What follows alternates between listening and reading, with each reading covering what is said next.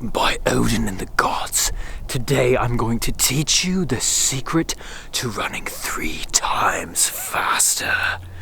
You're watching The Good Run. Welcome to the beautiful state of Utah, and today we're actually teaching you how to run 3 times farther without any extra training.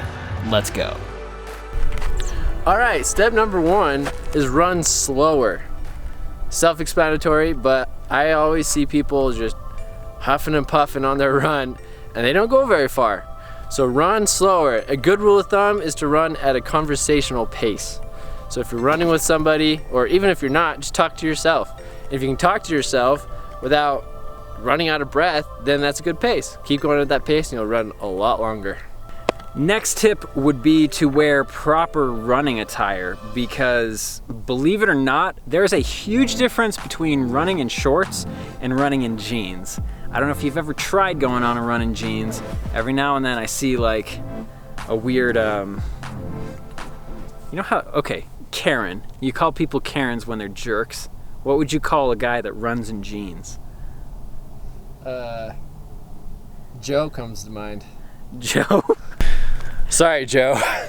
If your name's Joe and you run in jeans, stop it. You have seen average Joes out there on the road running in jeans, and it actually creates a lot of friction, a lot of resistance. It restricts mobility, and if you wear the right running attire, you'll run a lot farther without having to necessarily get into better shape. My next step is to run on flat surfaces. Don't go in the trails and mountains if you want to run longer, because it's harder and it's going to take you longer anyway. So just find a flat place to run. And the first thought that comes to my mind, a flat place is a track or a treadmill. Don't go there, because I only last like 20 minutes on a treadmill because I hate it. I get so bored. So avoid the treadmill and the track. Go on some roads, flat roads if you can, and you can run longer. It's a lot easier. Another really important factor is proper form when you're running. I know a lot of people say to lean forward and let gravity kind of pull you, like so. Here's the problem with that though. I experimented a lot this last summer with running form, and one of the things that I realized when you're leaning forward is that your shoulders and your arms kind of like pull down on your rib cage and slightly compress it. And that might not seem like a big deal at first, but compound that over the course of a run and it actually affects you quite a bit. So if you kind of tuck your hips under you, straighten out your spine, and pull your shoulders back, so that way your rib cage is like hanging on your shoulders and is tilted up more, there's a lot less resistance for you to be able to fill your lungs full of air and for your heart to be able to just like contract and expand more efficiently. Should look like this. You look like you have a stick up your butt. Was that too exaggerated? Better? Better. Doesn't look natural. No? Looks like he's about to go poop. Uno mas. I'm trying to extend. Just run normal. You already do it anyway. What I'm trying to show here is efficient form, which puts your torso upright so that your heart and your lungs have plenty of room to work. Take this still frame, for example. My torso is upright. Hide my legs, and I'm still at an angle that could easily be a standing position. I'm not leaning forward so far that gravity pulls on my shoulders, compressing the engine that's powering my run. Relaxing your torso in an upright position reduces stress on your heart and lungs and allows you to run farther before fatigue sets in, which is exactly what we want. Okay, the next step is quick, short steps. Nice, quick, short steps helps your run be more efficient and keeps you more present.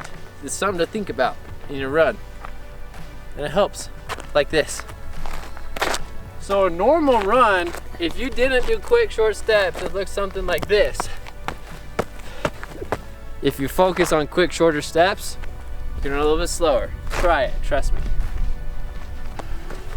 So this one can also be a bit confusing, so I'll explain. Quick, short steps is all about proper stride length for longer distances.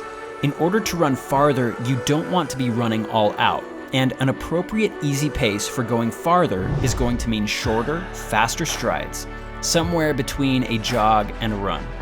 You see, when you're running faster, like Rush was trying to illustrate here, your stride length has to open up, allowing you to cover more ground with each step. But that comes at a cost, a greater cardiopulmonary toll, meaning you might be running faster, but likely not farther. The next step to running farther is to get your mind right. And one of the fastest ways to get your mind in the zone is to listen to upbeat music that pumps you up.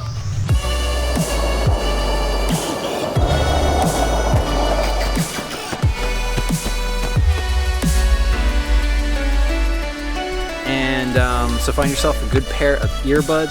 We just did a review on the Apple AirPods Pro, and the link to that video will be in this description, so check that out. You don't have to wear AirPods though. And just listen to some music and you'll be able to make it farther and work through some of the uncomfortable parts of your run. Follow these tips, go out and give it a try, and tell us if you were able to run 3 to 4 times farther using these tips. Remember to subscribe and hit that like button. And follow us on Instagram at StrideUSA. We'll see you next time. Bye.